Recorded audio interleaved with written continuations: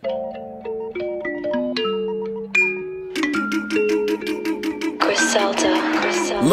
detectives combing through the hood looking for a corpse. Draco hitting. I don't think your body can endure the force. I whipped the fish up with a fucking hanger or a fork. Told that bitch, go ahead, sniff what you want. There's plenty more to snort. I had the Louis and all my jewelry. I wore the court. Ladies and gentlemen, Pogues and Grunts, officers enlisted, Hard to Kill, episode 204 in the house with Bobo and Steve. Steve, if you could, please give us a little background or just give us a little bit about yourself real quick. Introduce yourself. Yeah, hey, what's going on, guys? Thanks for having me. Love your guys' show. Bob, we go ways back, so I'm excited, man. My name is Steven Kwiatkowski. Everybody just calls me Ski. From Chicago originally. Did around 12 years in the Marine Corps. Was a grunt at first for about 8 years, then switched over to become a Pogue officer and got out. So yeah, man, I'm loving life. Love to hear it. Love to hear it. Well, Bob, after you, my friend. The usual. Did about seven years in the Marine Corps. 4 active, 3 reserve, all as an 0341 mortarman. 4 years active with 1-1 weapons to the 13th MU in 2011 with them. Afghan, little romp in 2012, and then 3 years in the reserves with 224 in Chicago.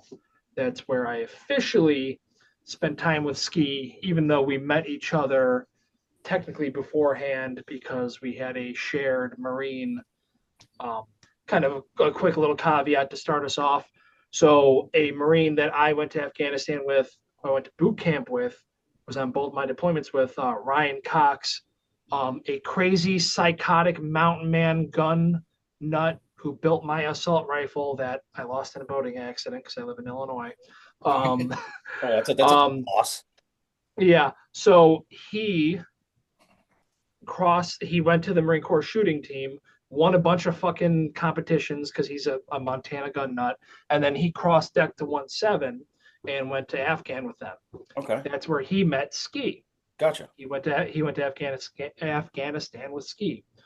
Fast forward a few years after I've been out for a while, Ryan came to Chicago, hung out with me, stayed like 5 days at my place, and some random dude came and picked him up to like hang out and spend some time with him. It ended up being Ski. Okay. And I didn't know the dude. I just kind of said, hey, fucking hi, dude, whatever. And then fast forward to when I'm in the reserves and then he shows up and he's like, do you fucking I know you? Do you know Ryan Cox? Like, yeah. He's like, I picked him up from your apartment like 2 years ago. So yeah, like it really is a small world. It's weird how like you meet some of your best friends through like other great friends of yours in the military. You know what I mean? Yeah. It's a small world, and it's an even smaller Marine Corps. Absolutely. That's kind of what I've learned. Like, yep. Yeah, there's some people that you have no connections with, but then there'll be someone you're like, you had the same third cousin somehow through your buddy that went to. Yeah, exactly. So Ski, we'll start a little low impact here. Why don't you take us through early days, man? Take us, give us maybe a reason why you joined and traverse through your period in the grunts a little bit. Yeah, like pre-Marine Corps, and then why you joined, and then maybe some boot camp bullshit because you had an interesting pre-Marine Corps life. So I want to hear what boot camp was like for you, bitch. Okay. Yeah. So I guess my background is kind of like what Bob says. It's a little different than most infantrymen. My dad's a pastor, so I was raised a pastor's kid.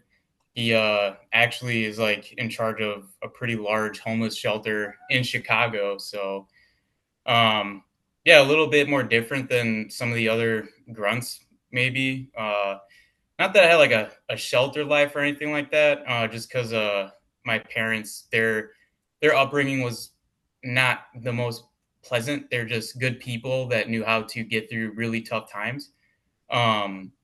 Like growing up, like I was born in the city, born in Chicago, and my family was homeless for a little bit, and then we kind of rose through that. Like my mom, she came here from French Canada, didn't know how to speak any English, and just like went to to school and like crushed it. So, Oh yeah.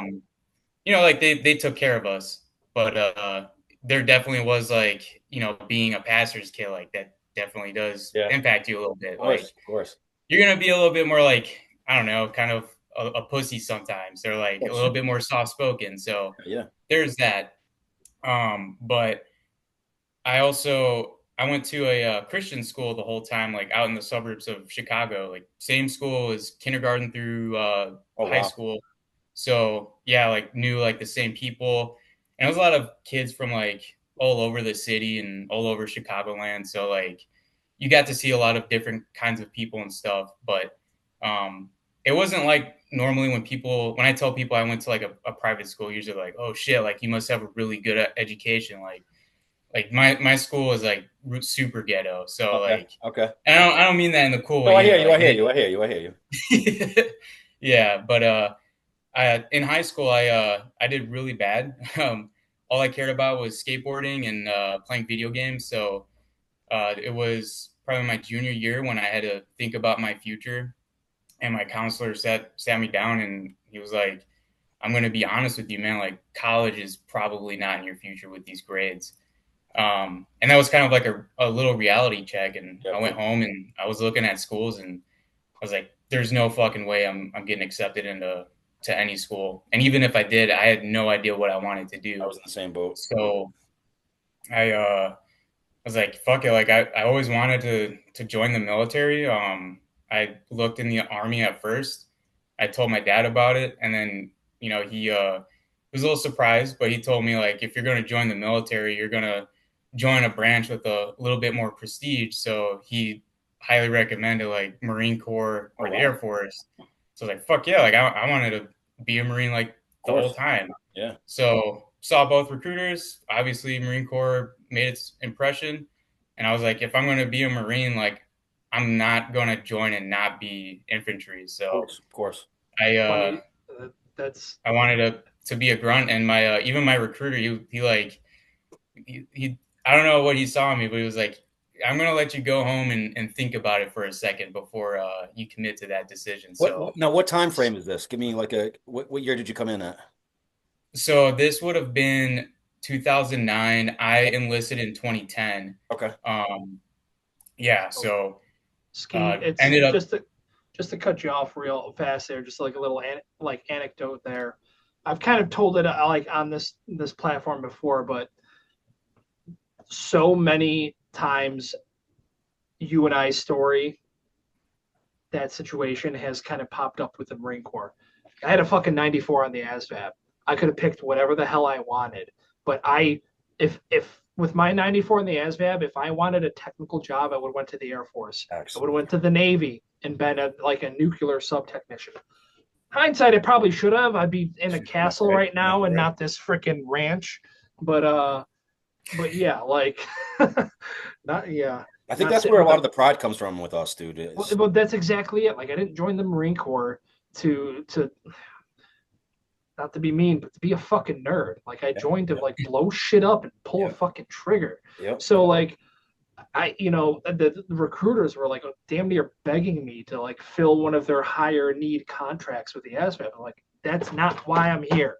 I'm here to be a Marine. Oh yeah, because you're an asset with a score like that, dude, for a recruiter, right? Yeah. Oh, yeah. So same thing with ski. They're like, you're a smart guy, do something different. And it's like, well, no, that's not why I walked through your door. And if you want this contract, work with me here.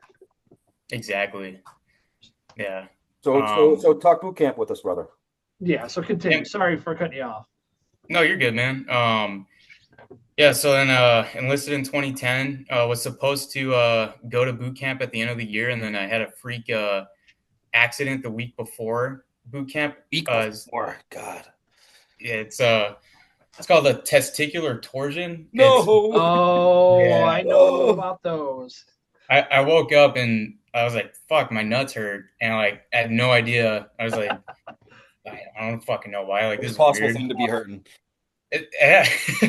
And like, it got to the point where I couldn't walk. And I told my dad, I was like, Dad, my balls hurt. And he's like, what? So he took me to the hospital. And sure enough, like, testicular torsion, and they had to do a fucking surgery on my nutsack. So Ooh, yeah, I kind of pushed boot camp like a few months back, but understandable. Oh, yeah, shit. and ended up going to boot camp in January. Stitches still in my balls, and Hell yeah. yeah, and so kind of to your point, Bob, I know you're saying like you're probably wondering why like boot camp was like the way for me and my background. Like honestly, like boot camp wasn't a shock, mainly because like I researched this shit about the Marine Corps before I joined. So like, Unlike Blue. yeah, Yeah. like boot camp is like it's predictable. Like they're going to yell at you, and it's all a fucking show. It's like it's a process. Yeah. It's a science. It's a science. Yeah. Yeah. Doesn't it blow your So mind? Some of the kids that don't get that while you're in there, you're like, dude, come on, it's a game. Like, yeah, they don't understand it. yeah, Just play the game. Just play along. Like just do the dance. Like you don't even but really have to think about it, believe in dude. That's those people are exactly why they're doing that. They really need that like treatment. You know what I mean? Well, and it's like, I come from like a really big Irish Catholic family, and I'm not, especially from my time overseas, I'm not a religious fella. So like when I go to like weddings or whatever, and at the churches, and they have the whole I call it Catholic calisthenics, stand up, get down, stand up, get down. Yep. I've got like a friend who'd be like, I don't want to do that. I'm like, dude, just play the fucking game. Just go along. Just do the thing. Just like make the symbol and stand up and get down. Do the hokey pokey, and we'll get the fuck out of here on time. Like same thing with boot camp. Just play along. It's All it is. boot camp is the easiest thing. Boot camp, like active duty in the fleet, are some of the easiest things ever.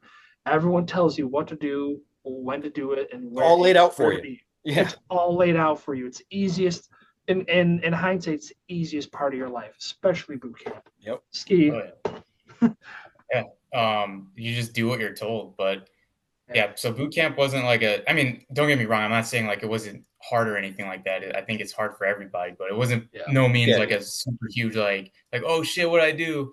You have like a memorable experience, something that like you think of when you think of boot camp, like a specific story or anything like that? Crazy or haha crazy? Yeah. I mean, like the funniest thing is like, I mean, Bob kind of knows about this, but like I showed up to boot camp with a shy bladder. So like, oh, those guys get slayed, dude. That was, and I would say if that's like the hardest thing about boot camp for me, like because they control pissing in bathroom. But yeah, it's just like I couldn't get used to like getting countdown while like some dude's watching me like take a piss, and you get over it. But like I don't know, that's other than that, it's just boot camp stories and all that stuff. That's the best part about the Marine Corps, man. Is just like different shit like that. Like I would never think of something like a shy bladder. Like not only did I had a single mom growing up, so I had no supervision. Plus, I had shithead friends, so like we're peeing on trees, we're doing whatever, we're fucking off. So like the fact that someone can't pee on command or just pee wherever, like that blows my mind. So like, but that's the melting. Like they say that America is a melting pot. Marine Corps is the melting pot. Marine Corps boot camp is the melting pot of America. You got the fucking like corn-fed bubbas. You've got the pastor's son, relatively sheltered. You've got the, Boston inner city fucking kid getting scraps. You got, Blue, and the ghetto comes in. Yeah, the ghetto, everything. So it's great. I think it's funny because in boot camp, dude, really a lot of the black guys, it's their first time being around so many white guys, and for like the white guys, it's the first time being around so many black guys. So it's like the Step Brothers scene where we're looking at each other. You know what I'm saying? Like, yeah, sure. But all right. So after boot camp, let's kind of have like an outline going. So you need boot camp. If anything memorable happened in infantry training, go ahead and hit it. And if it doesn't, what is getting to the fleet like, and then you maybe transition into the first deployment from there. Yeah, man. So SOI, nice dog. That's where I became a mortarman. So I wanted to be a rifleman, but I got mortarman, and so found out we were going to. Did you get forced into that, or was that a choice? So it was my number 2 choice. And I don't know, like I put rifleman as number one, but it just played out like that. Yeah. Tactically assigned. Yeah. Yeah. So yeah, I found out we were going to 1-7 and going out to the stump. So a lot of people were like depressed about it. I was kind of excited. I was like, fuck yeah, like the desert, that's something new. Yeah. So then when I show up to the fleet, that's kind of like when things got really different. Our platoon specifically, I'm not trying to say this to like brag or anything, but like they had a reputation for really bad hazing incidents. And like my time as a boot was far worse than what boot camp was and SOI. Oh yeah. And to be honest, like it's what I expected out of the infantry. Let's stop this real quick. Tell us what you think about hazing, real quick. What do you classify hazing and how? I mean, seeing what's acceptable hazing? Please. Where do you draw the line? Like not in today's Marine Corps.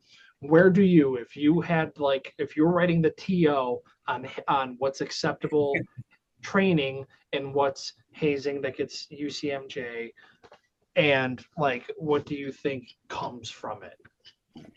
Well, that's the thing, right? Like in my point of view, like hazing is like it's the stupid shit. It's like what I think of when I think of like college, like frat boys. Like, yeah, like, I don't know, they're shoving dildos up the pledge's ass. Exactly. No point.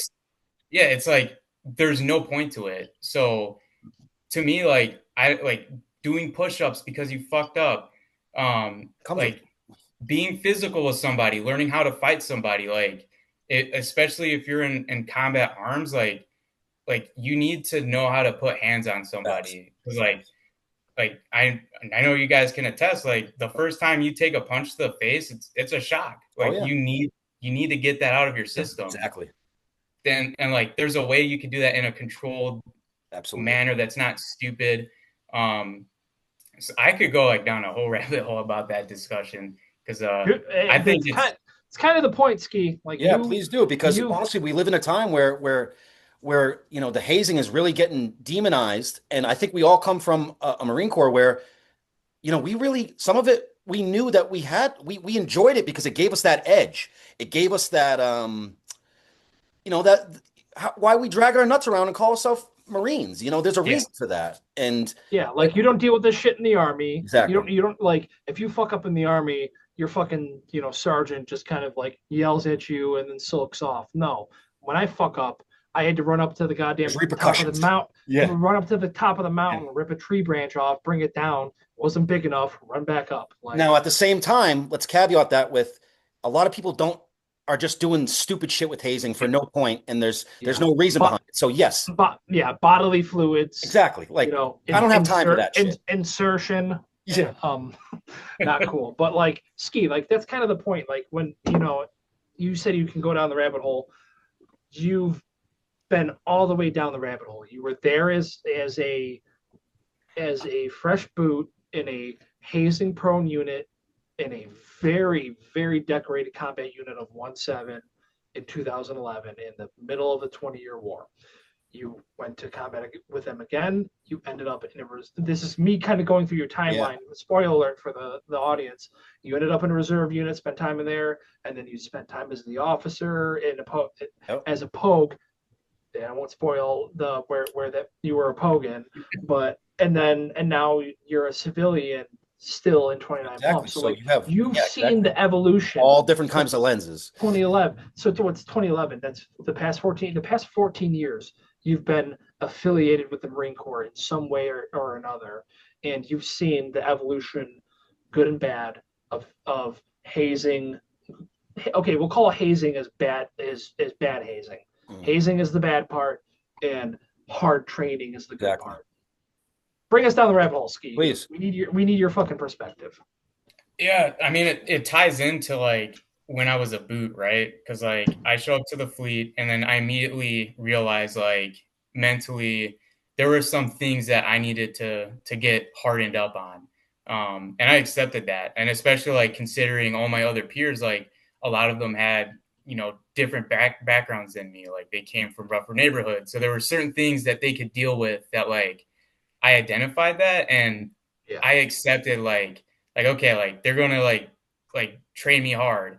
And that's what I look forward. Like if I was like, I don't know, if I was being a nervous little bitch, like I expected like my team leader to get on my ass and like, Absolutely. like if I had to push, like then so be it. Like it sucked, but like I understood the purpose behind it. My roommate, he during SOY, like everybody thought he was like the kid that was like gonna crush it and like one day become a first sergeant. He folded immediately when we got to the You fleet. see that a lot. And, It's funny. yeah, he it wasn't like there was a lot of dumb hazing that he went through. But like he was getting fucked with nonstop. Like every time after Libo, they were making him do like boot camp style uniform inspections, just like wearing him down. But like it kept affecting me because whenever he fucked up, It affected well, you. Yep. and then I had to pay for it. So we got into a little fight in the morning one time because he wasn't cleaning his side of the head and I wasn't going to clean it. Mm-hmm. So like we were grappling and like that was kind of when I was like this, like I'm kind of done with this kid. And like later on in that week, I walked into my room and like I saw him with razor blades cutting his palms, not the wrist, just his palms. Oh, Like, cry for help. Trying to cry for help. Oh, give me a break. yeah. So I was like, fuck it. So I knew we knew we were going to Afghanistan at this point. So I knocked on his team leader or his team leader's door, who was a Iraq vet, who was a corporal. I told him what happened, and he's fucking serious. So that he was immediately removed from my room, and then put on suicide watch, and I didn't see him again until after we came back from deployment. But that night, because like when that kind of shit happens, like everybody has a knee-jerk reaction, and higher ups, like they want to know like, oh, like what happened. And I remember that like me, I was a private. The finger at somebody. What's that? Trying to point the finger at somebody for a reason why. Yeah. And like the company commander, full-blown captain, came like from his house, and this is like at night, and he wanted to talk to me, and he told me like no rank, this is like man to man. And like I was like kind of scared shitless because I'm a little private. He's like, are they fucking with you? Like, are they hazing you? And I told him straight up, like we're not getting hazed. Like, yeah, it's like real tough, like hard training, but that's what it is. And, yeah, exactly. And like my roommate can't hack it. And yeah, he's going through a hard time, and I don't know what he's struggling with, but nobody's getting hazed. Exactly. And I remember having that mindset going throughout the rest of my time as a boot. And we were boots for a long time. Like I think about like 7 months we were treated like shit for like just nonstop, just getting fucked with. Now, do you think some people just can't get like, just for me, whenever I've been in that environment, I just close my brain off, man. I don't take it personal and I just push through it. I think some people actually can't do that, man. I think some people, like, to me, the people that can't get through that stuff, they take it personal. They get stuck in the moment and they let it affect them more than I know I've let it affect me because I've been through stupid shit, but I've always just understood there's going to be an ending. There's going to be a silver lining somewhere. We're going to get through it and we're going to fucking build off of it. And Nick, there's two types of victims, and then there's one other person. Yeah, exactly. There's two types of victims. The two types of victims you're describing are, there's the shit's happening to them, poor me. Yeah, exactly. Oh no, I'm gonna cut my wrist with a razor and fucking blah blah blah. There's the other side of it. Fuck you, I'm a macho man. How dare you challenge my masculinity? Ego. Even though, like, ego. It's like, even though this is good training, like, how dare you know better than me, even though you have like 7 deployments, and fuck you. Right. I'm a macho man. Those are the two types of it. They're both fucking victims. They're just two ends of the spectrum of victims. And then there's like what you just said. Hey man, I'm gonna go not on autopilot, but I'm just gonna like fucking lock in. I know there's an end game. I know there's an end state. I'm just gonna fucking like I'm gonna get through my shift. Yeah, exactly. Like there's a paycheck at the end of the shift. That paycheck could be money. That paycheck could be I'm a more lethal individual. I'm a stronger, faster Finding a positive in individual. any way to get through it and make it work for you, basically. Yeah, Yeah. 100%. So, Yeah. yeah, Ski. Yeah, keep And, going. and for me, like that positive mindset, I guess, was like I knew that one, I had a line, like if anybody was to like put hands on me or like try to fight me, that's when I would fight back.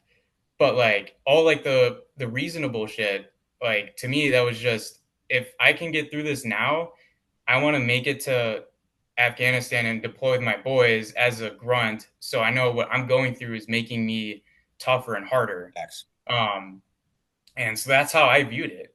It did get to a breaking point where, like I said, they were fucking with us for a pretty long time, and it was during Mojave Viper, like right before we were supposed to go to Sangin, Okay. and they we saw like our peers in the line companies, and they had a different relationship with their seniors, whereas it was kind of more normal, where it's like they treat them more like, like Of course. men. Yeah, People. yeah, yeah. Yeah. And we were still getting treated like we were just like day one boots. Hmm. And one of the senior lance corporals was fucking with one of my buddies, and he told him like, we're going to be on the same patrols together, and if you step on an IED, I'm going to make sure I'm the first one that gets to you, so I can put the tourniquet on loose.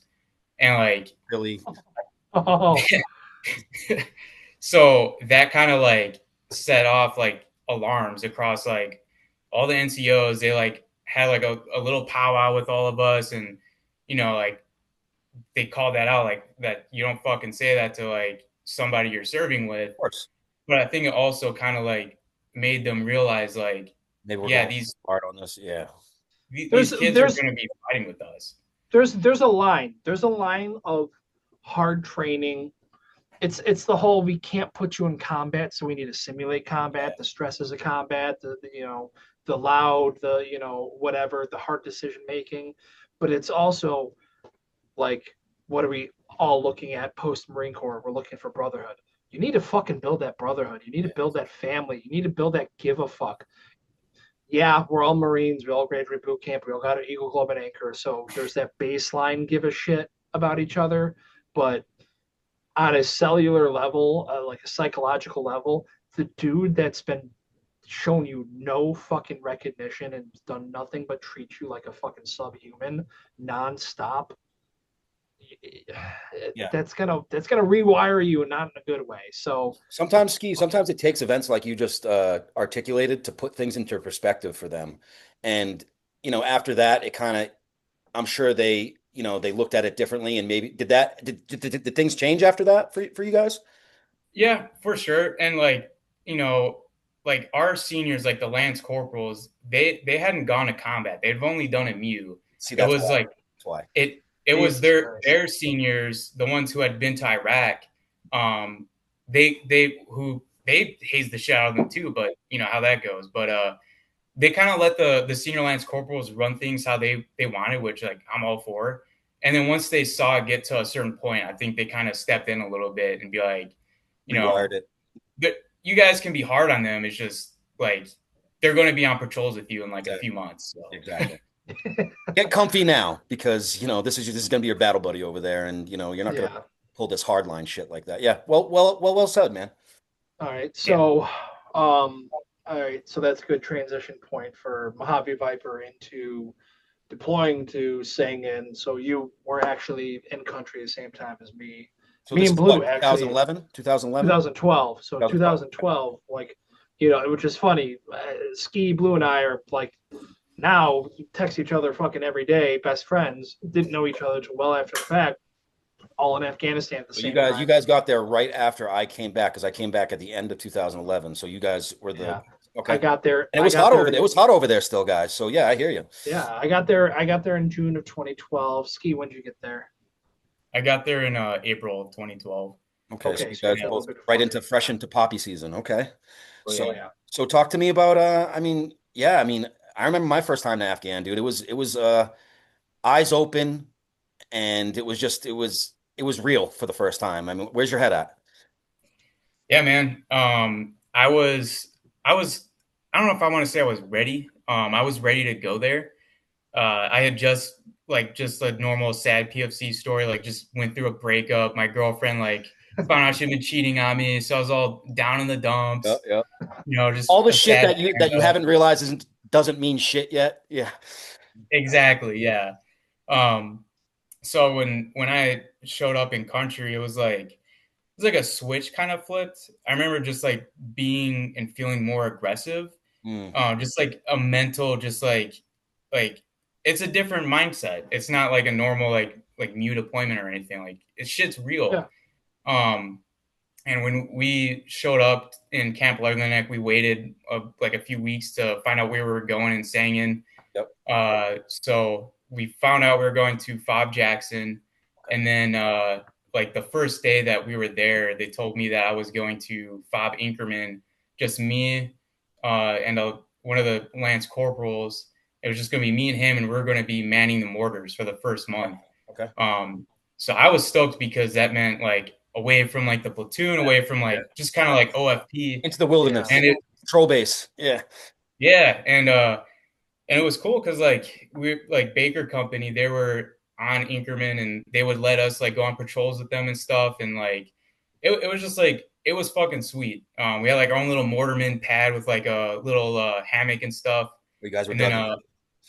yeah, and then eventually my buddy Leva he came with me, so it was like three of us, and then after a while we started getting a little stir crazy, just because like we were going on patrols and stuff, but they're not going to take us out to like Kinetic. Do a raid, Yeah. or anything. Yeah. right, and we were like listening to our buddies tell about like the shit that they were getting into, like High speed, like low oh drag. bro, like yeah, like, I just got like my car and like they were explaining like what it was like to be shot at, and like Yep. me and my buddy like we wanted that, Of course you did. and like just like I remember my friend telling me about his first firefight. He was like telling about how like a PKM opened up and the bullets were bouncing off the ground next to him. I'm like, holy shit! So like Wanted to get you some. we wanted that, and so like by the time we came back to our platoon, this would have been like the end of May. We were ready to go, and then like right away they stuck me and my buddy on guard force. Oh. So like we were like, "Are you fucking kidding me?" And like the way they did it was like they would rotate dudes. Like 1 week you'd go stand post, and that's all you did. And I was like, are you fucking serious? So like I remember I was standing post and I had a cigar I saved for my first firefight. I was like, fuck it, like I'm not gonna get my car. I'm gonna be a boot forever. I'm just like I'm just gonna light this up. So I smoked my cigar, and then the next day on post, this would have been June 6th. I was standing post and my buddy, or I heard somebody running up to my post. He's like, "Hey, Ski, get your shit on. We need you to go drive a Vic." RF. So like they sent a replacement, and I was like, all right, cool. Like I'll go fucking drive a Vic. And I wasn't too excited because we had done that with the Baker Marines, but Yeah. they told me what the plan was. Like the whole section was going to go to the Helmand River, and we were going to go see if we could cross it by foot. And that was it. Just go down there, see if you could cross it by foot, and then bounce back. It's like, all right, cool. Like I'll probably just drive and then go stand more posts then. So driving MRAPs or MAT Vs? These were mostly MRAPs. I think we had 2 MAT Vs. Okay. So our Vic, it was just me, one of the corporals, and then one of my buddies who was on my my fire team. He was up in the turret. Nobody else in the back. It was just like, like a ghost ship. Yep. And the mine roller that I had, it didn't work. Bouncing all over the place. Yeah, like it had like that little joystick, like it didn't control it, so I had to like drive it. Fucking hated those things. Jesus Christ, I hate driving those things. Mm-hmm. Yeah, so we go down the 611, and we're going down to the Southern Green Zone.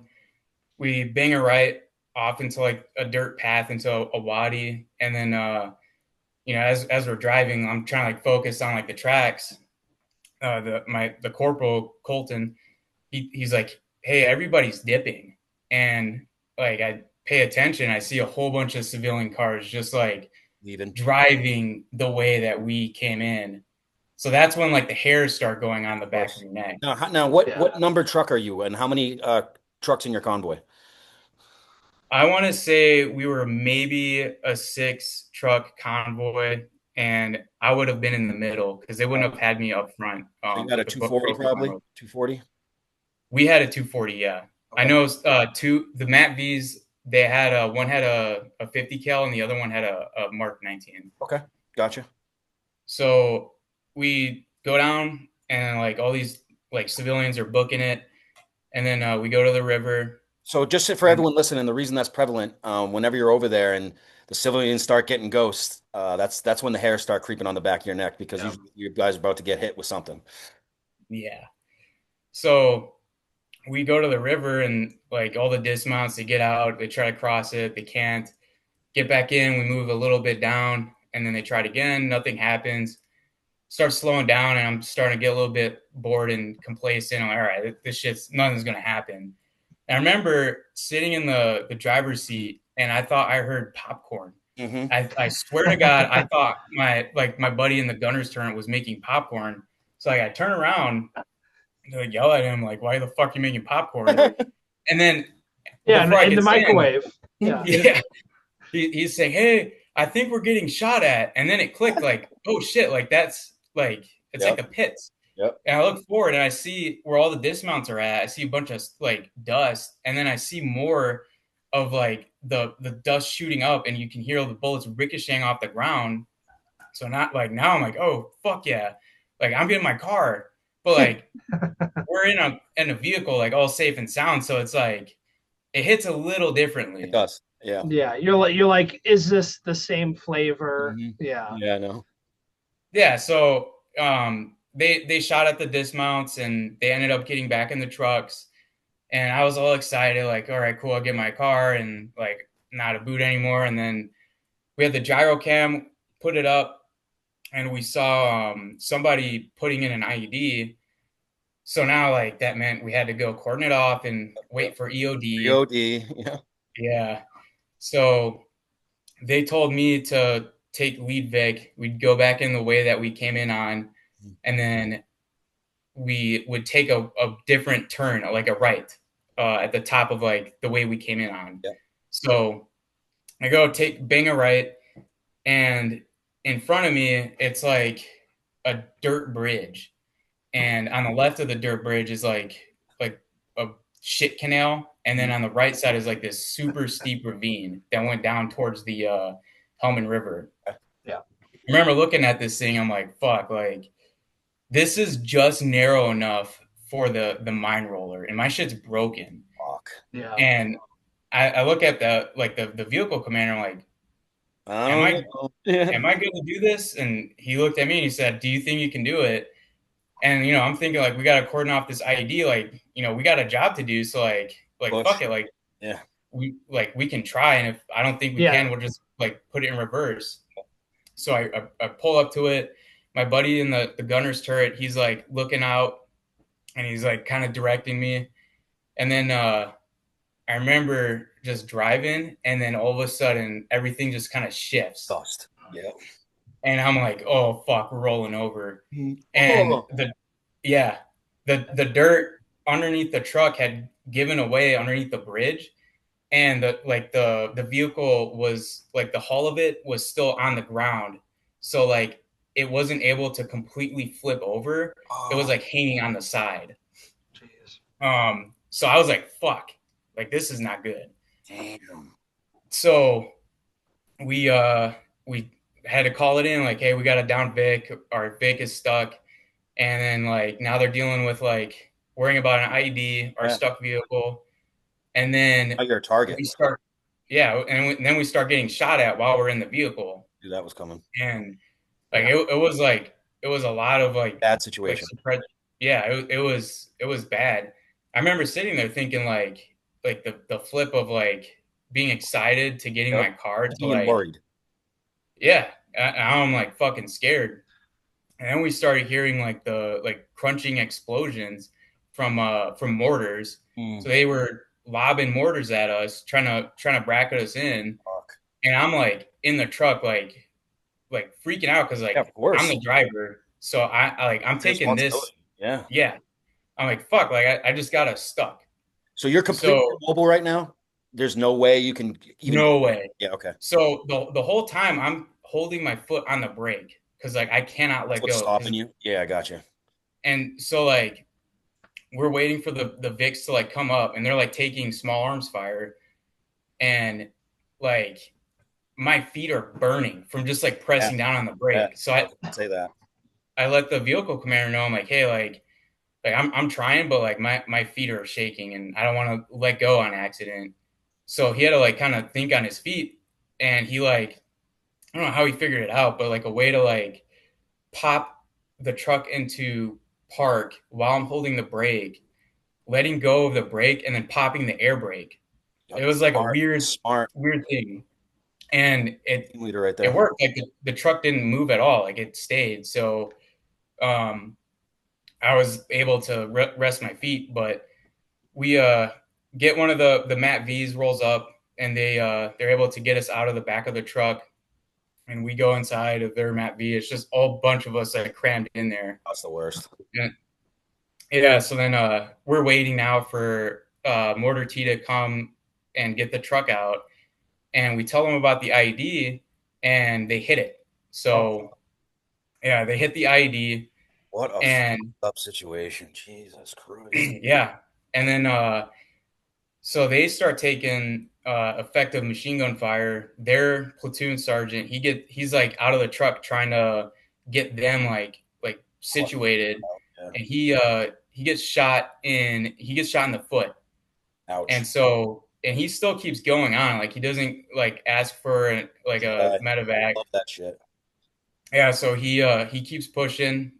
He links up with us, and then our section leader, a staff sergeant, and then two of our other guys, like they go out to go meet up with him, and they're looking at the truck, and there's a guy like who's like really close to where they're at, and he opens up on them with a machine gun, and my staff sergeant, he got shot in the sappy. He didn't tell anybody because he wanted to stay with us. And then the Mortar T dude, he got his RCO got shot and it sent shrapnel into his neck. Oh, so yeah, at that point he was done.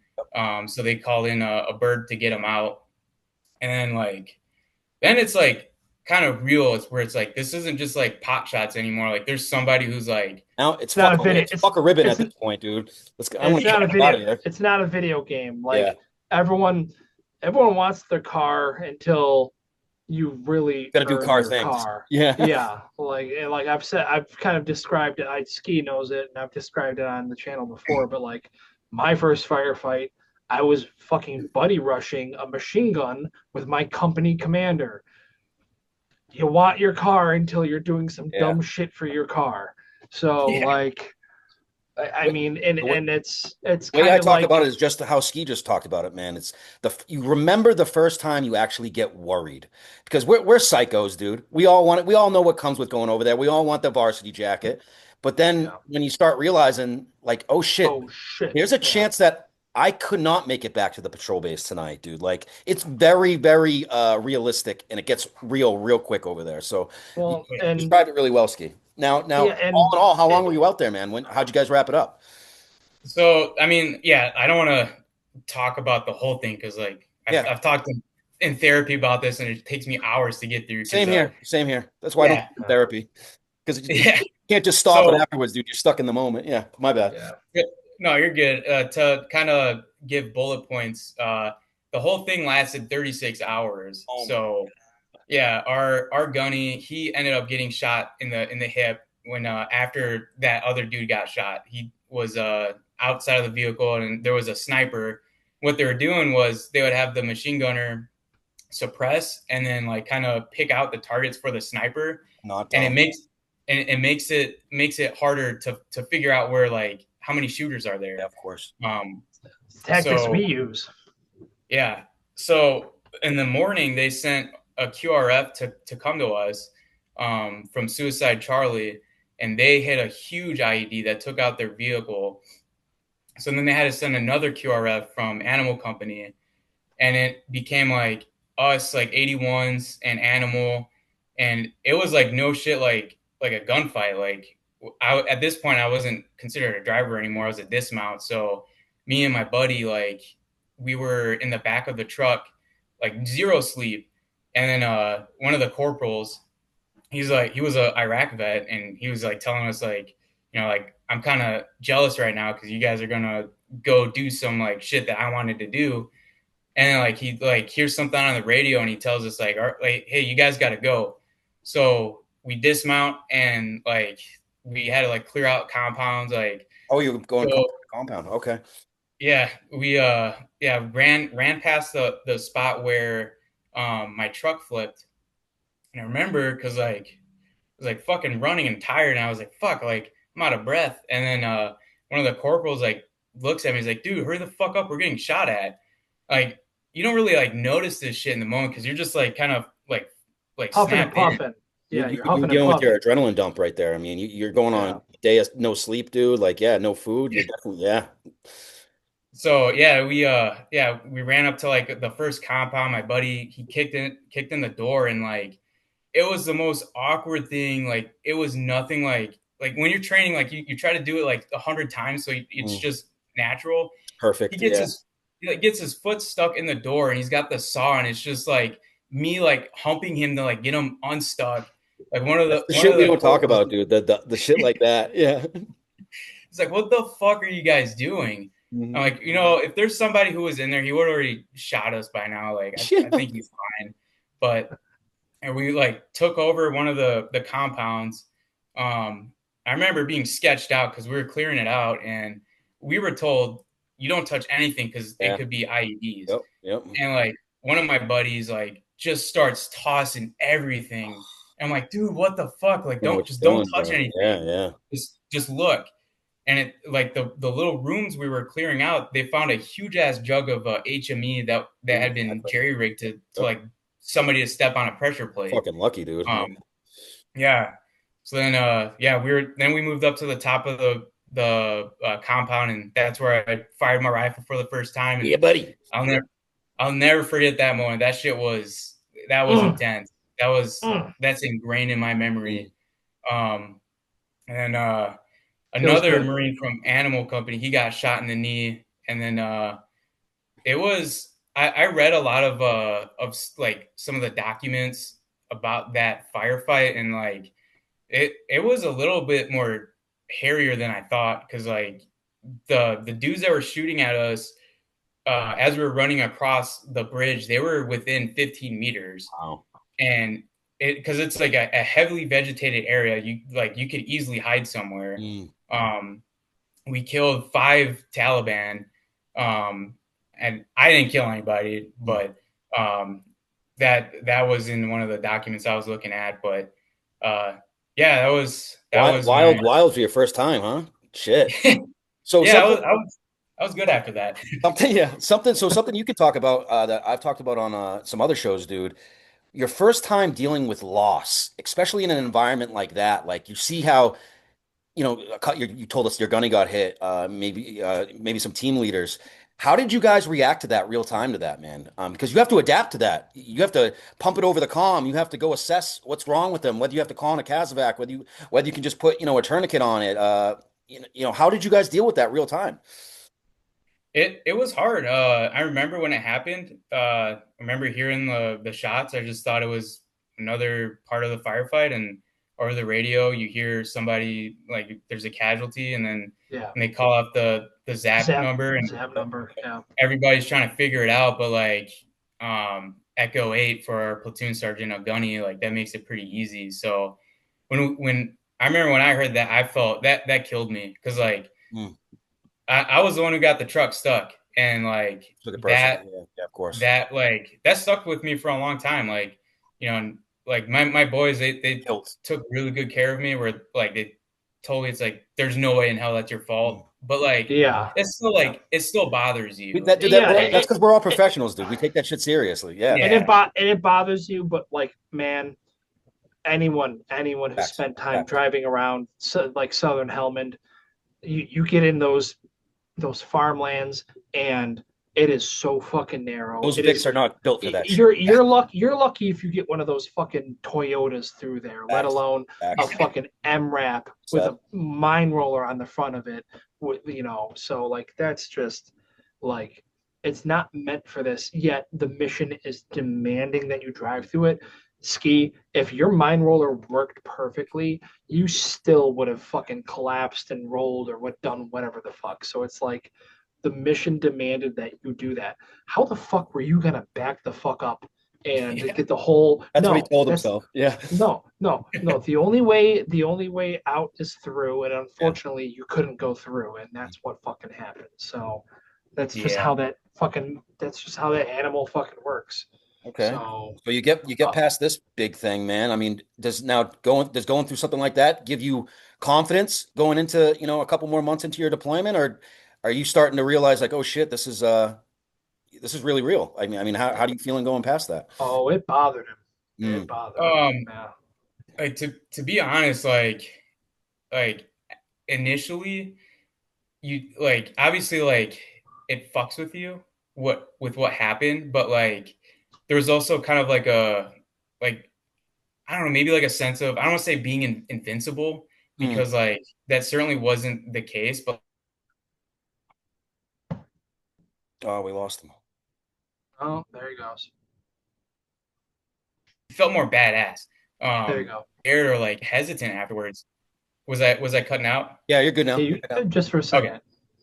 Okay. You basically the gist of it is you felt a little more confident right away. Yeah, just like we went through like the test, and like we Gauntlet for the most part came through. The crucible. Yeah. Okay. So now where are you at after that? Are you like kind of at mid deployment? Or are you still in the first couple months?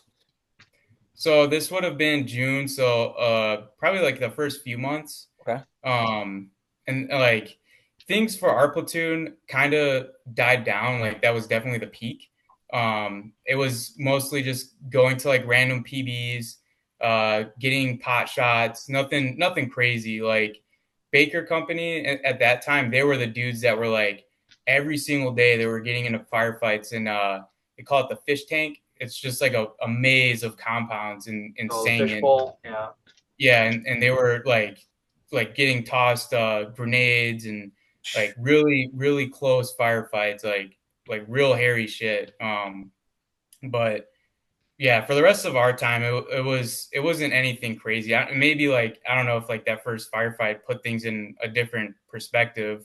Like we were standing post, and I was standing with one of the corporals who he hadn't been in combat yet, and he was one of the ones that was on immune. He had fucked with me like a lot. Oh, really? And we got shot at while we were on post, and I remember he like got like really low, not because of like he was taking cover, but he was like having like a breakdown. Like he was like terrified. That's how it goes, man.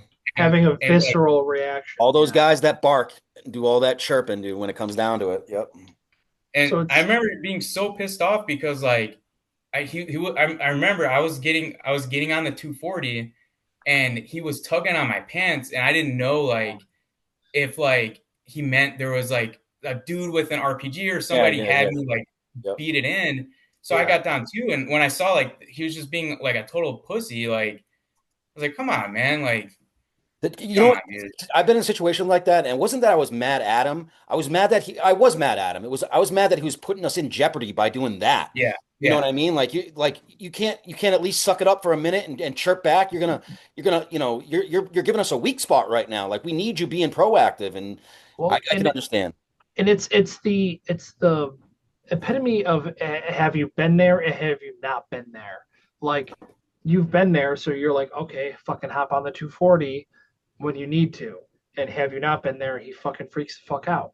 And you also know, like, you're sitting in the fucking patrol base random fucking rounds come wantonly over the patrol base. You're like, all right, if the fucking guys on post let me know they need me, I'll fucking go over there. But I mean, that's literally like what happened. Like 3 months into the deployment, we've been in a bunch of firefights at this point.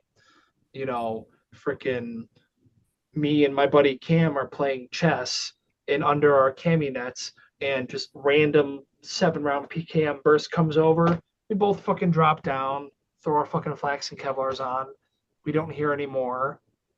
Go back to our fucking game of chess. Like, you know, whatever. So like, yeah, you someone fucking shoots at you on post, you get on the fucking 240, and homeboy fucking shits his britches. So I don't Yeah, know. man.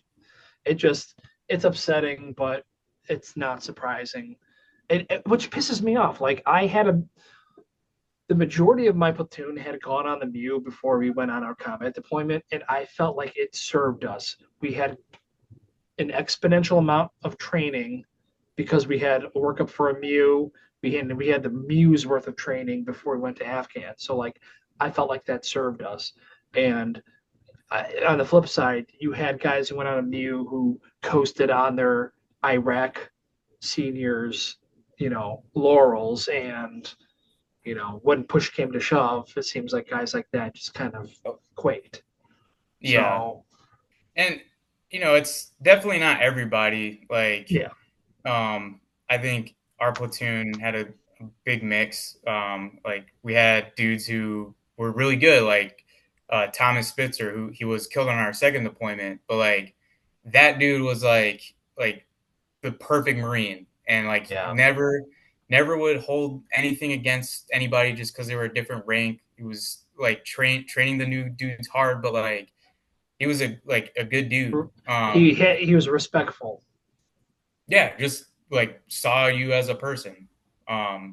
So yeah, that was kind of our first deployment. It wasn't like after that firefight, it wasn't anything crazy. It definitely wasn't Sangin of 2011 and 2012. And to be honest, like our second deployment, we saw a lot more kinetic firefights than like excluding my first one than the rest of our first deployment. Where So it's were weird. you on the second time? So our second one, we were in like we went all over Helmand province. It was 2014. So it was kind of when everything was like dying down and closing. We thought we were going on a Mew, and they told us we were going back to Afghan. So it's like, fuck yeah. Yeah. And Right. it's 2014. So I thought like, fuck, maybe like I can like go to like a MWR and like knock out college classes or some shit. That changed. But no, it was they would do interdiction and disruption missions where they would just fly us out to some random village that hadn't been patrolled in a long time, and we were there just to make it look like we were setting up a long-term PB, and just to walk around and get shot at, like just to pick a fight. Yeah. So like that deployment, it was almost the same as the first one, where we got there in April, and then it was very quiet the first 2 months, and then in the end of May is when we first started getting shot at, and then it was just every time we were going out, like we were getting into firefights. Yeah. Like just for keeping the night moving, pick one memorable gunfight mission from that 2014 deployment and go ahead and fucking give us the rundown. Okay. Yeah, so this was the night after Tom was killed. We were doing a raid on a compound, and we were just gonna fly into some fucking compound. We were told there were no civilians there. They had fucking like air looking at it, and they saw nobody going in, nobody going out. And we rehearsed the shit out of this mission too. So like, and it was all just like tape houses, like you could just like knew everything, like almost like you can see it. And it never goes the way you plan it, though. No, the combat engineer they gave us, he had never left the wire before, and this was his first time going on any sort of mission in combat. And he was supposed to lead us out of the bird with the CMD. So I remember my platoon sergeant told me to make sure he understood that if we get shot at when we land, which we probably will, he cannot go into the prone like everybody's trained to. He has to keep sweeping, because if he goes in the prone, everybody's going to get stuck on the bird. So I didn't have a lot of faith in him. And we flew out there on right after Tom was killed. So we're all like, so you're all piped up. Your blood was up. Whenever you lose a guy or someone gets hurt over there, the next day you want to go make them feel you. You want to make sure they know that, you know, we're not letting that slide without a little repercussion. Yeah. So I remember we were flying there, and I had my own like mental stupid thing I did. Like when we're in a bird, like I would just like shut everything out away from my mind, like just like do a mental dump of everything except the mission. Same here. And I remember looking out the back, and I saw tracers coming up from one of the compounds we were flying. I was like, oh fuck, like this could go like a whole bunch of different ways. Yep. And we landed, and I remember like got the dude up. We go out. We got our shitty MVGs on. And like as soon as I exited the bird, I heard like a huge rip in the sky, almost like a, not like exactly like a A10, but like kind of like somebody was shooting a minigun. And what happened was the compound we were raiding, 11 Taliban had exited, and the British birds that were providing our overwatch, they were shooting at them while we were getting out of the bird. What were they using? I don't know if they I don't think they used Cobras too. Apaches. They use Apaches. Okay, it was Apaches. Yeah. But yeah, so hearing that, I was like, oh fuck, like something's happening. And like, you know, it's the landing zone, so it's like everything's dusty, you can't see shit. I'm making sure that our combat engineer is not shitting his pants. And we get out, and we're walking towards the compound, scanning, making sure everything's good. He goes to around a corridor to start sweeping, and then he like kind of freezes, and he's like taking too long of a time to like get going. And I had used the CMD and staying in, so like I kind of knew what he was going through, but like you just have to push through it. So yeah, I was it sucks, man. It sucks, man. But the only way out is through. Yep. And it's at night too, so like nobody likes doing that shit. Like you're asking to get like walk on an ID. So I just took it from him, and I walked down the side of the compound sweeping, and I laid in our saw gunner, gave him the kid back his CMD, and then we were getting ready to breach, and my buddy, who was the team leader, and I was just a normal GP trigger puller, so I was the point man going inside the compound, and I was just like, you don't know what's on the other side of that wall. So they had C4, they blew it up, and you just kind of fucking go for it. So like I walked into the compound, and I see like the courtyard. I see a shit ton of trees, and you're just waiting for a target to present itself. Yeah. And I like button hook left, and I get down on the knee, and I'm just like waiting. We move up and we clear out like the buildings, and we find a shit ton of IEDs. We found a prison cell where they had two old Afghans that they were raping. They had like a hook where they would hang ANA soldiers. And then in one of the other buildings, because simultaneously there were two raids happening right next to each other. So the rest of our platoon, they were clearing out another building, and they had threw a flashbang, went off, and we heard screaming, and there was a family in the building. Wow. And they got flashbanged. Thankfully nobody was hurt, but we thought somebody like stepped on an IED or something. Yeah. And so we get the old dudes like all taken care of, and then the Taliban, they want to try to take back their compound. So like as soon as the sun came up, they started shooting at us, and like we shot back at them with the 240. My buddy was on the roof with the 240, and then made little murder holes, like shooting back at them.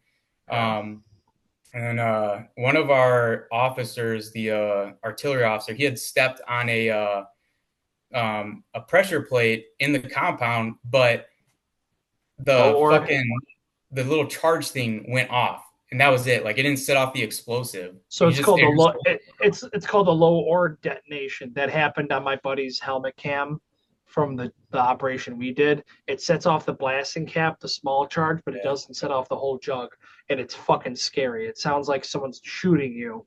Yeah. But that's it. But it's nuts. So fucking, did he shit his pants? Oh yeah, for sure. Yeah. And then we had to wait for the mounted Vics to come and provide fire support with us. They took an RPG. My buddy was sitting along a wall, and like a sniper shot right next to his head, and he was trying to dig for the bullet. He never got it. And then after we suppressed the Taliban, we went to go patrol where they were at, and like they were sending like just single pot shots while we were walking over there. That's just so fucking annoying. Yeah, and then just the day kind of just like fizzled down from there. Like, we found like a bunch of poppy and burned it all, and we just got into one of the Vics, and they took us back home. So that was probably like the highlight of the deployment. Gotcha. Good shit. All right, so just, since it's been a long night, we'll do a quick little run through. So for the audience, you get off active duty, you're going to school. What made you join the reserves? What is your take on the reserves versus active duty? And then we'll kind of go into it like real quick into your time as an officer. So just kind of give us a quick run through on that. Bottom line, like, I just wasn't ready to transition out into the civilian world. I still wanted to be a Marine, and I never got the right resources to help me with that. So like, I had one path to just be a civilian, and I ended up just wanting to still be a Marine. So it's when I reached out to the prior service recruiter and was like, give me like a reserve unit, and 224 in Chicago, they were right there. So, and like the difference, it's noticeable. There's good dudes. I think my take on it was a little bit it was a little bit more cliquey at times in active duty, because my platoon, like, we all still talk to each other every day. There's we all just, and like Bob said earlier, like, I'm a fucking pastor's kid, and my platoon was every walk of life, and we're all brothers. Yep, and like, no offense to like the reserve guys, but like, they don't have that. Yeah. I felt like it was super cliquey. Like, I don't know. It wasn't the same. I feel like a lot of you guys that come from the the environments that like you and Bobo and me come from, when we get to like a reserve unit, we're kind of, I don't know if it's upset or if it's let down a little bit, because disappointed because you're kind of looking for what you just left, and you're realizing you'll never get that again. And then, but you kind of accept that, listen, I got to make the best out of it I can. It's almost worse than going straight to the civilian world, because if you go active duty to civilian world, it's civilian world. So you shouldn't expect it to be the Marine Corps.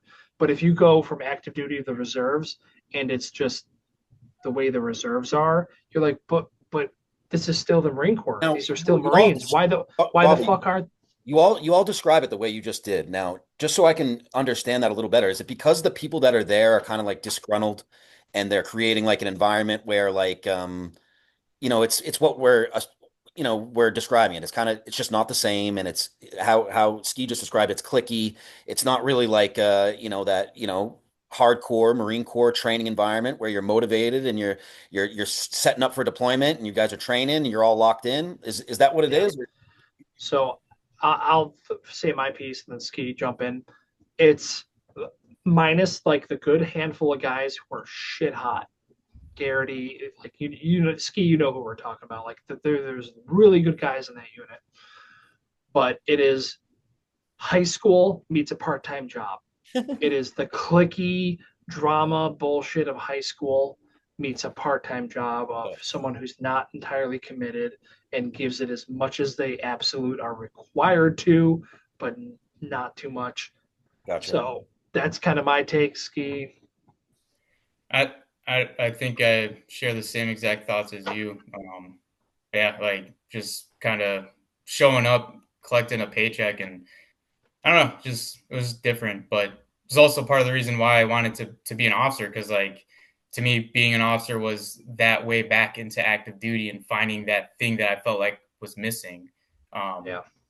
so that was like When you the know launching. now, I'd like to hear your thoughts on this. When you think of an officer, I'm sure you've dealt with a good and bad of, officers. Now, what do you what do you expect an officer to be? A good one. Describe him to me. What traits do you bring, and what should you be focused on as a young officer? Describe that to me. As a young officer, you need to be quiet and listen. You need to know when to speak up. You need to be not afraid of trying new things, but understanding the environment that you're in.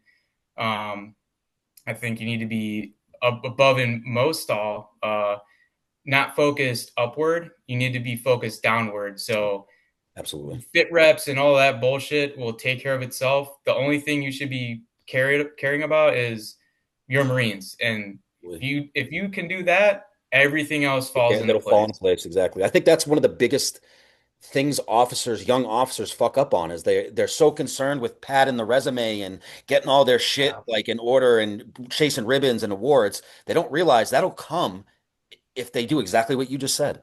Humble themselves a Career. little bit, learn from Yeah. their guys, and create that good teamwork environment, which really it sits on them to really bring everybody together and foster that good working environment.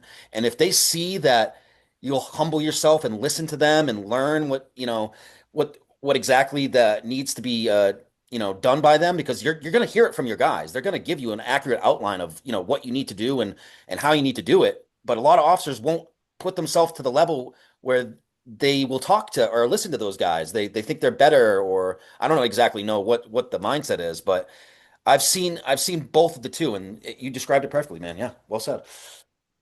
Yeah, thanks. And I think like what you're saying too is more prevalent from what I've seen in the Pogue world. Because like on the infantry, like my whole experience prior to being an officer was just infantry, and when I became an officer, I went right back to my home unit 1-7. So like initially, like I was curious to see what things were going to be like, and I was really surprised to see that a lot of the officers, mostly the higher ups, were better than I expected. Hmm. So I was pleasantly surprised. I still had my like Yeah, of course. disgruntled thoughts and Of course. stuff. It wasn't Yeah. until I went to like a complete Pogue unit where it was just like I was like pretty shocked at the difference that like and like if people get offended with me saying like I'm a Pogue, like it's nothing to be Oh, offended that's about. all like it is. But there You're a is a day walk. difference. You're a day walker, Ski. You've walked in both worlds. It's there is a difference between a grunt officer and a Pogue officer. Yeah, big time. And from what I saw was like most of the young officers were actually pretty decent. The ones that struggled, they just needed a good staff NCO to help them. Also, Yeah. Because my biggest complaint is like you get these young officers, they don't know anything, which is totally fine. It's nobody knows anything on their first day, Yeah. and automatically the staff NCO doesn't want anything to do with them because this boot lieutenant like okay, sure, it's going to be annoying, but like you got to mold him and shape them because most of the time they're moldable and you could work with that. Yeah. I don't know. That's my piece on That's that. and I've said it on here before. Like, luckily the lieutenant that I went to Afghan with, he was exactly that when he first hit our unit. He had piss and vinegar, had all his bright ideas, and was kind of doing this and that. And after one or two field ops, all the sergeants and whatnot were like, "Hey, sir, this is like how this should be, this is how that should be. And through the training and then through the early deployment, he listened and ended up being a really good lieutenant because he didn't get stuck in his, fucking, you know, his ways that he learned in Absolutely. OIC or whatever the hell. So, um, going from there, I guess, two more points I want to hit with you, Ski. One, you transitioned from being a infantry marine, an enlisted infantry marine, to a enlisted reserve marine, to a active duty pogue officer, to a government pogue officer, basically. So Yeah. what's it like working as a pogue officer on a combat act? The veteran resume that you have, you're still on 29 Palms. Your entire adult life is basically on 29 Palms or Afghanistan. With a little bit, you went back to Chicago for a tiny bit of time.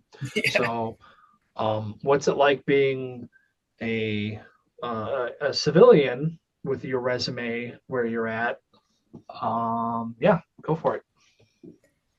I think being an officer when I showed up, one, I was a little surprised because I wanted to be a pogue to never have to do grunt shit again, and went back to 1-7. My XO, he was the my old company commander, so he knew me, he recognized me, and my job was I was the admin officer, S1, as pogue as it can possibly get, facts. and I was horribly mistaken with the amount of work that there is in admin. It's insane. And Bob heard me bitching and moaning all the time about how I had zero free time. I was on standby for if Stand by to dudes stand got by. Stand by. Yeah. and on in trouble, if somebody got killed, like I had to type up all these reports. So it was hectic, but at the same time, it also kind of just reminded me and put in perspective of like why I really joined in the first place. Because like on a Saturday night when I'm like bitching because like I have to type a report because somebody like got hit by a car or something, there's a reason that I'm doing that. It's because I'm doing this for a Marine and somebody's got to do it, and it's me. So it's really like it's not the sexy job. I'm not pulling the trigger anymore, but like it's important work that needs to get done. Sometimes that So makes it it was harder, dude. Sometimes that it makes it harder. That's not the sexy job, dude, because yeah, there's not really that reward there for it. So yeah. and I think like and it's hard too because like I had it pretty nice as a lieutenant. Like I tried not to tell people that I was a grunt and did 2 Afghan deployments with 1-7 because I didn't want any special treatment. Because once people find out, it's when they don't know your background and they Yeah. see butter bars, they think you're Yeah. just stupid. Yeah. And then once they find out, like, oh shit, you're prior enlisted, it's totally different. So I try to not have that be a factor in my That almost relationship. gives you leverage because you start to see them for who they are. You know what I mean? Yeah, yeah, exactly. And it was fun with like because I had to work with the first sergeants hand in hand, so it was kind of interesting, like seeing their true colors. But Mm. it was, and that's the other humbling part of it too is like it like nobody really gives a fuck. Like it's cool, but like that doesn't give you an automatic Of like course, of untouchable course, of status. course. You Yeah. still have to be good at your job. You still have to care about the Marines that are under you.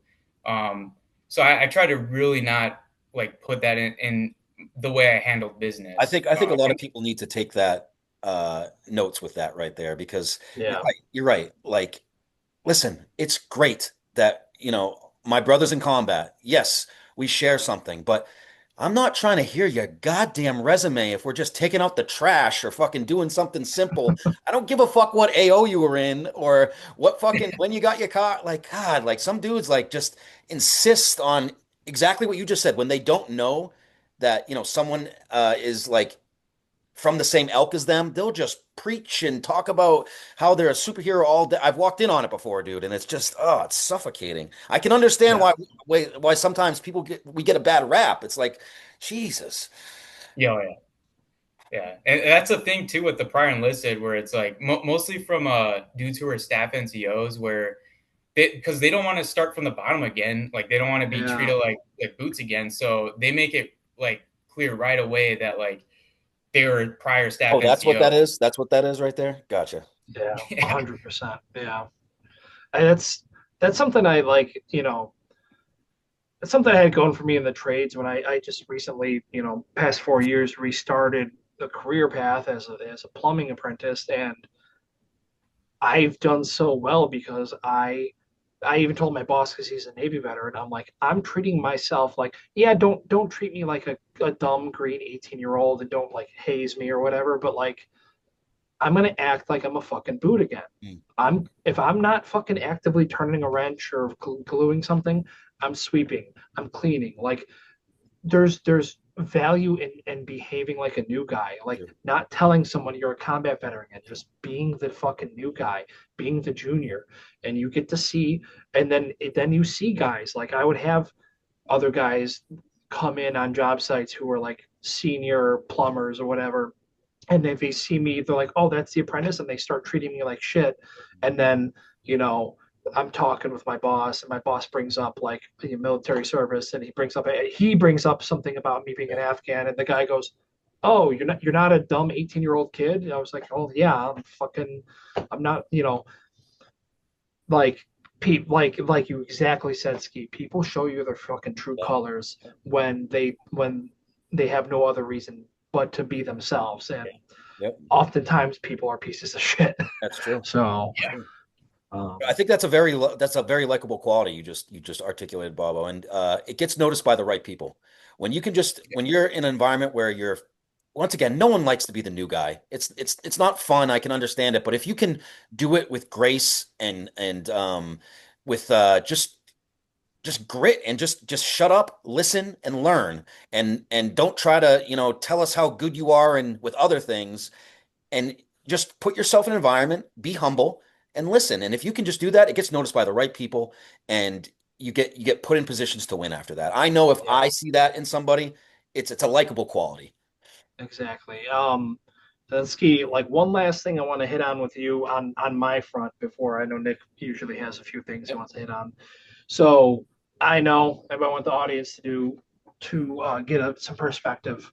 I know that writing has become a very big part of your journey of transitioning, handling PTSD, anxiety, depression, all of the spicy feelings that us combat veterans feel.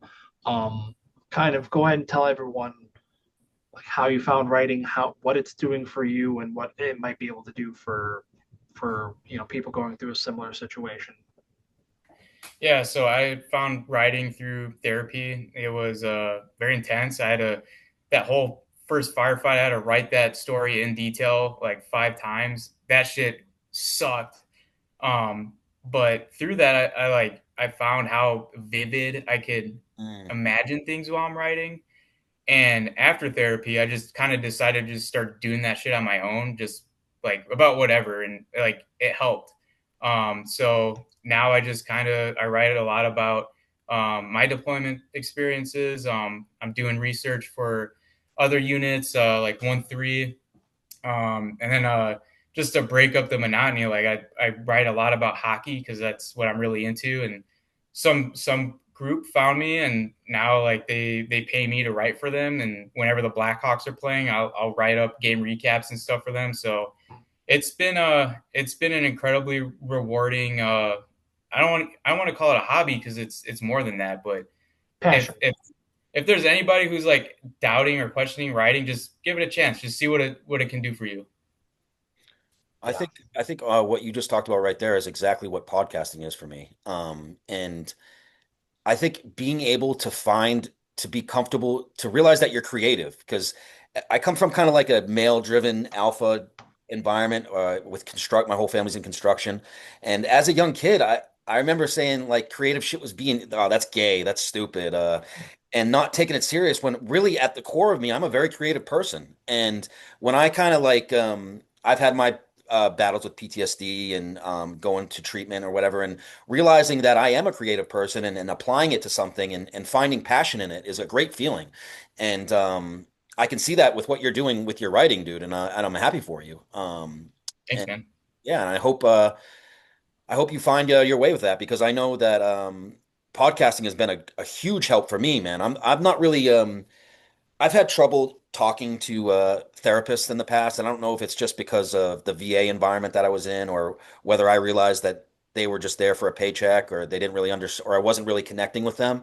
But I realize I get a lot of my relief with podcasting, and it's really just surrounding myself and talking with like-minded individuals. If I know that you've been in a similar situation as me, I open up and I want to, and I know you can understand me, and I want to express myself to you, and that's really, I think that's at the root of most treatment, man. If you're really out here struggling with PTSD, you know what comes with it. And when you just find people that you're comfortable being around, it's such a good because I didn't realize how small our environment is really until getting out of the military and realizing Yeah. I can't talk to this with anyone. No one really Yeah. understands any of this at all. And when you start finding when you're around people you can talk to, it's like a huge rock gets taken off of you, and it's not like we're trying to like one up each other. It's the fact we all at the end of the day, it's like we all just love telling our stories because we know we can appreciate it truly. We Yeah, can for truly sure. understand it. And when you tell these stories to other people that weren't in the military, I mean, don't get me wrong, we all love doing it to a certain extent if people want to hear it, but we know they can't really understand it the way it needs to be understood. And I'm not saying that as like a slight to people that want to hear our stories. Yes. When we tell it, it means so much to us. When someone else can appreciate that and understand it, it goes so far. And Oh Yeah. yeah. Yeah. I mean, like a couple things on that. Like one, two things. Community. The big thing you just said there is like people with shared experiences is the community, and to kind of ping off both of yours, finding a medium that you can express yourself through. Ski is through writing, and he'll admit this too. It took him a while to come on this podcast because he's a bit of a socially oh, shyer absolutely. This stuff isn't individual. easy. Yeah. No, no, no, yeah, and well, Well, for to some you it people it is. is. Yeah. For some people it is. For some people it isn't. And that's my point that I'm Yeah. actually getting to. His medium is writing. I can't write shit. Mm. I am borderline illiterate when it comes to writing. I have no artistic skills. I can't draw. I can't paint. I can't write. With the tattoos, I always joke that I'm a canvas, not an artist. But God damn it, can I tell a story? Can I podcast? Can I conversate? Thank you. That's my medium. Whether it's a podcast, whether I'm telling a story, whether even if I'm bullet pointing, writing a story and then explaining it, like that's my medium is stories and conversation. Some people it's painting, it's drawing. Some people it's writing. All that to say, yours is podcasting, Yep. Nick. Yep. Yep. All that to say is find your medium Yeah. and express yourself through it, and find a community to be a part of. If you can do those two things, that's gonna really help yourself in the long run and help keep you afloat. Absolutely. So I that, think a lot that comes to it is because I remember my first early days dealing with PTSD. I didn't really put 100% into the my work. own helping myself process. I Yeah. kind of like outsourced it completely to the VA or to a therapist, or I didn't look into it on my own and try new things and try in any attempt to just try to help myself. So the label for that, Nick, is your mental health isn't your fault, but it is your Yep. responsibility. Yep. That Absolutely. is that is one of my favorite quotes, and that's something that And I kind of find, dude, I dug found out me that's out. very common though, Bobo. I feel like a lot of Yeah. people they get stuck in the mindset of yes, I have PTSD and I'm fucked for life and I just need to take all this medicine and go to this whatever the VA tells me. No, no, that's not it. Like you can help yourself. Yeah. And honestly, I don't know what your guys' experiences are, but one of my big moments in life was I I went repetitively to the VA, and one of my biggest things, and don't get me wrong, every VA is different. I've had different experiences all around. This is just my personal observation. I got the feeling that these guys didn't really fully understand PTSD, and how could they? like this is something that's going to take a lot of time and a lot of things thrown at it to figure out how it works. And I don't know how they look at PTSD nowadays, but I don't think they've ever taken it very seriously to the point where they're trying to fix it. I mean, think about it. In Vietnam, it was called shell shock, and they weren't even Yeah. taken serious. Now all of a sudden they're being proactive finally. But what I'm realizing is the VA would just constantly get me to tell my stories and write it down. And I don't know how they use them, but they didn't use it in a way to help me. And when I started feeling like a gerbil and feeling like a science project, it really made me look at it differently. And I had to come to terms. And one of the things we always talk about is being accountable. I had to realize that this was not helping me. Talking to someone and reliving these environments would only send me off during the week and Yeah. cause me to go through a spiral. Talking about Everyone's yeah. talking Everyone's different. Everyone's yeah, that's different, true. man. That's Yeah. true. But to me personally, it would make me think about guys that I lost or things that I did that made a mistake that caused something or whatever it may be. I would focus on the negatives where that's not, if you dwell on those things constantly, just the negatives, it's just spinning a wheel in mud, dude. You're not doing Yeah, anything. for sure. So trying to just try new things and tap into a creative side, whether it's writing, whether it's talking to people, telling a story, podcasting, whatever it is, it's exactly how you said, finding your medium, finding your way to express it. There's a way. I don't know if it completely cures it, but I know it helps it, dude. I know I don't Yeah. have that fucking rock in my stomach, that anxiety-ridden mind that's racing. I know that massages it down. I'm comfortable. I feel better, and I feel like I talk to some people that can understand it, dude. And that I think that is what helps me. I don't know what helps you guys, but just being proactive, being able to, at your own cost, finding a way to fix or to help the problems you're going with personally, because For sure. everyone's different, as you said. Maybe what helps me won't help you. Maybe it Yeah. will, maybe it won't. But you have to be the one that is proactive about that. And if you're not, 100%. you're not doing. You're gonna keep suffering. And I mean, how do you guys think that as a community we can try to work? Because let's be real, dude. Does our community do anything together? I mean, I don't. I mean, yeah, the VFWs do some things sometimes, and you see these On little mic on events. microcosm levels, I mean, it does on small levels. I feel like, but it's not a big. If you look too big, you're looking at a dry well. You're setting So expectations that can't be fulfilled, kind of. yeah, so you kind of have to have your own small community, and Hmm. I imagine Ski feels the same Hey, what do way. you think about that, Ski? Yeah, I mean, community is important, right? Because like Bob was saying earlier, like me, him, and our buddy Blue, like we all stay in touch. And I think there's a lot of veterans that get into the habit of isolating themselves, and Mm. I'm great at that. Like Bob said, like Into I'm introverted as fuck. same here. So like it is so easy for me to just like Were you if always I'm introverted, or maybe going through some like traumatic events kind of caused that? I was introverted until high school. I became a little bit less introverted. And I noticed it hit hard after I got out of the military the first time. When I went to college, like it was the most introverted I've ever been in my life. I didn't want to talk to Yeah. anybody. I Is, got Well, a is you small. lost your Because community. You because you lost your felt different? community. Did you feel Yeah. different? Like you couldn't connect to people, or was that something that you did purposely? I think it was both. It like because of, when I realized like I couldn't fit in with anybody, Same like here. Same I here. got my own apartment that was just tiny, and But your cave, yeah. Yeah. my little ski cave, Yep, and yep. I'd go to class, do my homework, come back, watch hockey, do more homework, and that was it. That was my routine. I didn't want to make connections with anybody, and you can't do that. No, you can't. No, It gotta be gets part of worse the and worse. Yeah. community. Yeah. Yeah, I think that's the big thing. I think there's two bullet points to pull from this episode is find your expressive output Yeah. and find your community. And Nick, I'll steal your sign off that you normally do, Yep. but Ski, if you could hop in a time machine and tell fucking 18, 19-year-old junior Marine Ski you, either back then or you can tell the junior Marines now in 2025, what is the same advice you would give them? Like what are you giving a junior infantry Marine advice on? timeless advice, something that would ring true in 2011, 2012 as much as it would in 2025? I think what I want to say and what we all want to say, it just comes down to one small thing, and that's just don't be a bitch. Um, That's That's and what the that's last guy said. it's so true though. It's true. Yeah.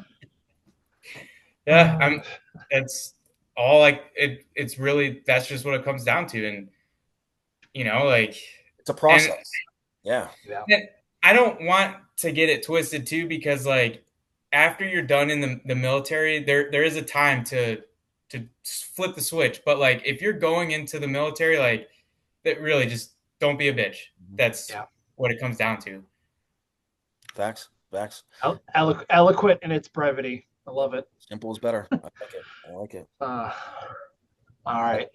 Let me actually, you know what? We can do that. Ski, I appreciate you coming on.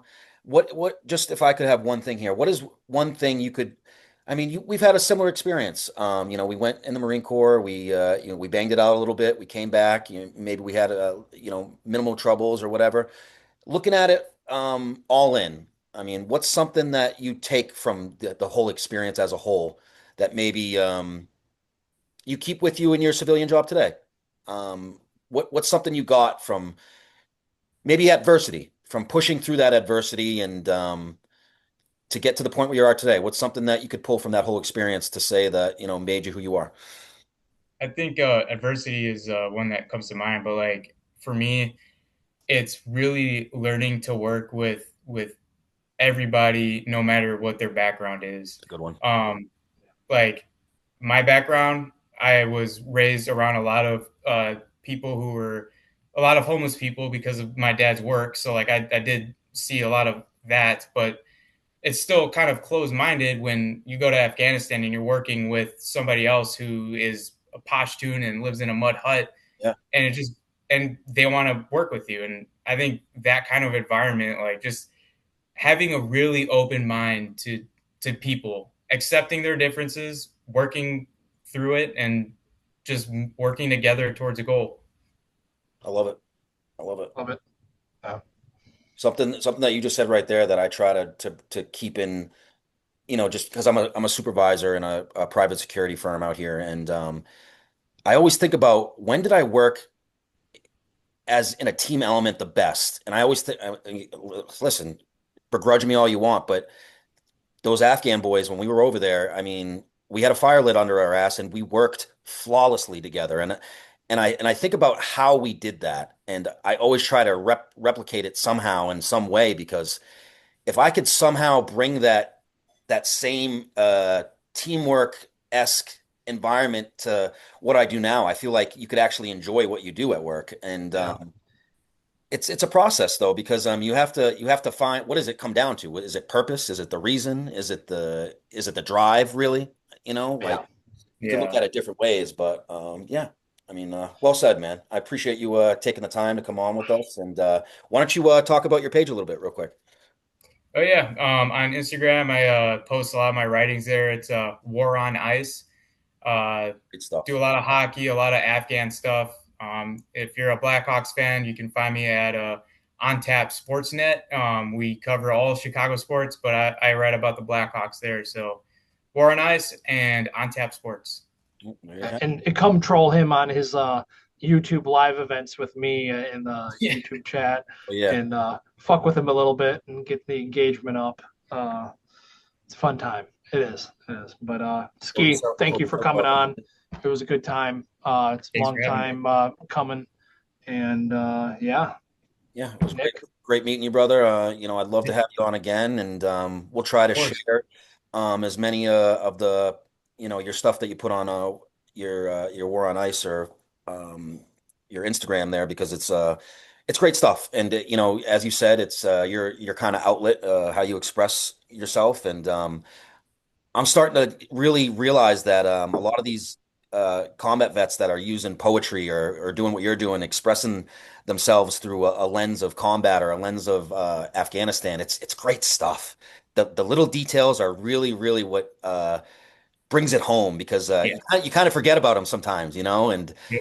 the rippets and the wag bags and the, you know, whatever it is. Piss tubes, the Yeah, piss tubes, yeah, yeah, just all the different things, yeah. they make you smell the carbon again, or they bring Yeah. Afghan back to a little bit, and it's great stuff, man. And I'm glad you're doing. I'm glad you're getting something out of it. And yeah, thanks for coming on. I hope to get you on again. But there you have it, guys. Steve, Ski, Bobo, Hard to Kill, signing off. Semper Fi. Have a good night, gents. See ya.